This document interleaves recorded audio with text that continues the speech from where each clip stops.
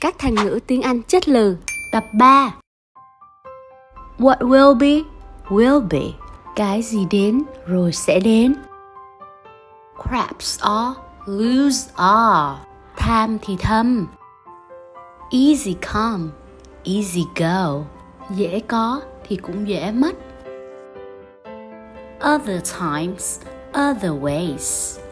Mỗi thời, mỗi khác. Great minds think alike. Ý tưởng lớn gặp nhau. Nothing ventured, nothing gained. Phi thương, bất phú. As strong as a horse. Khỏe như trâu. While there's life, there's hope. Còn nước còn tát. The empty vessel makes greatest sound.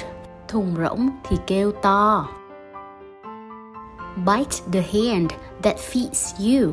Ăn cháo đá bát. Like father, like son. Cha nào con nấy.